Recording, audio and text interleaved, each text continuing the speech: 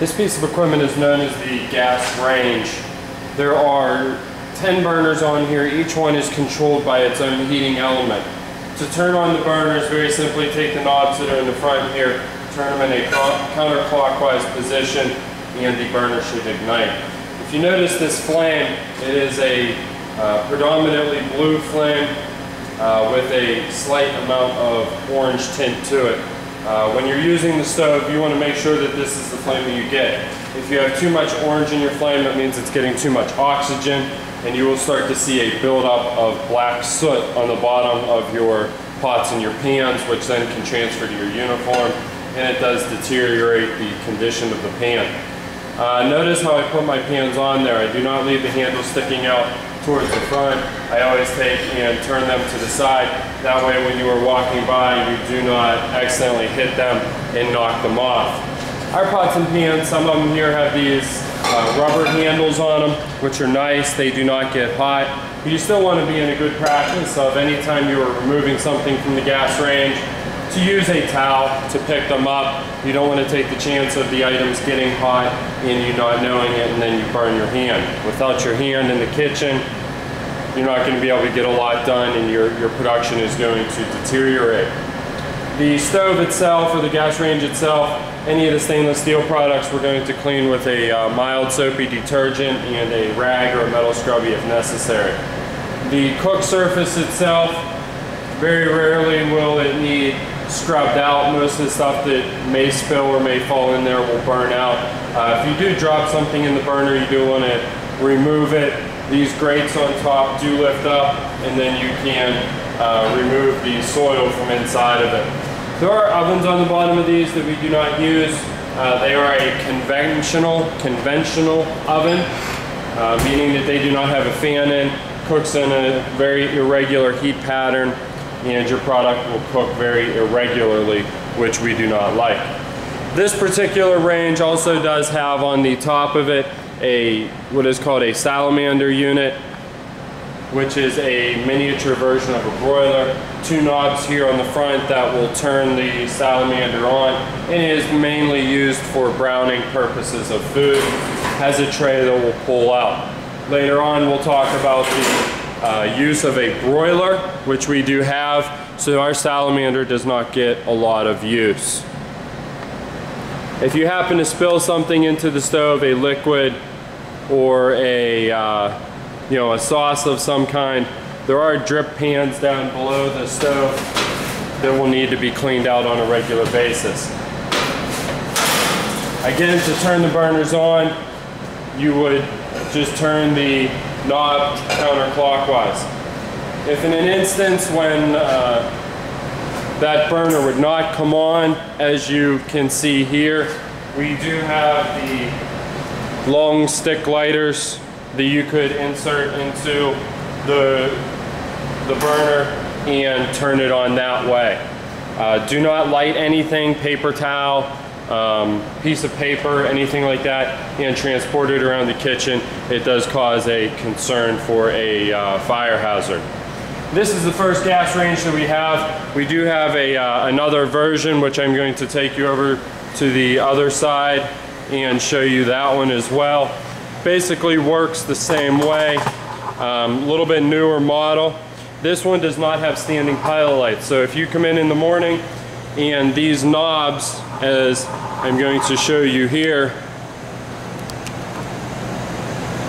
are in this position with this circle pointed up, that indicates to me that the pilot light is not lit, and you must do so.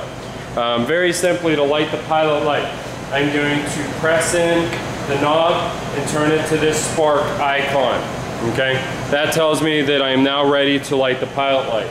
In order to do so, push in the knob, push that spark button for just a few seconds, and you will see the flame or the pilot light igniting underneath of the cooktop. Hold it for about 10 seconds or so.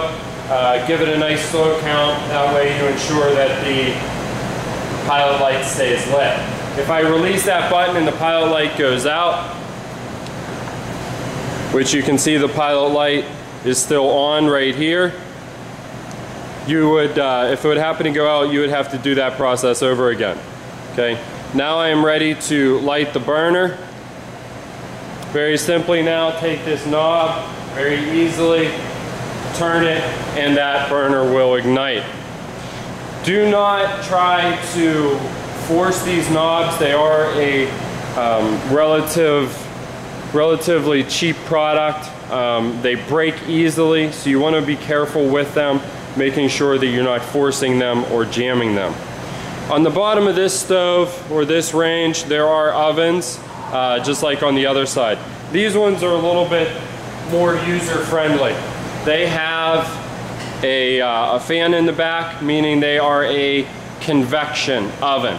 The air will circulate regularly within the oven, and your product will cook at a much more even rate.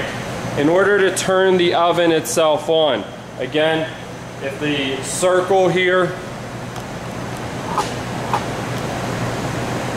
is towards the top of the heating element or the knob, I must turn it to the spark icon, push the button in, hold that for about 10 seconds.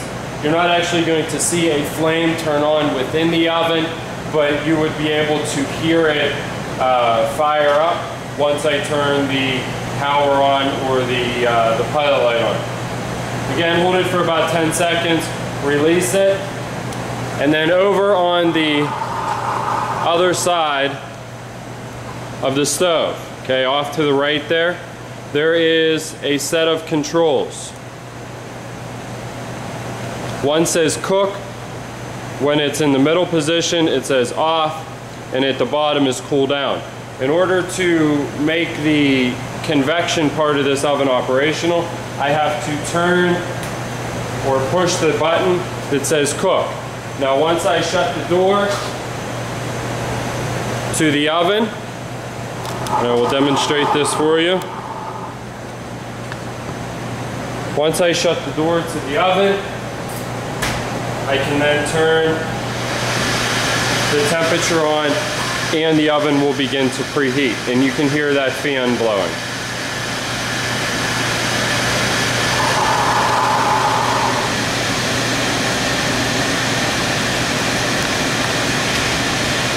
When you are done cooking,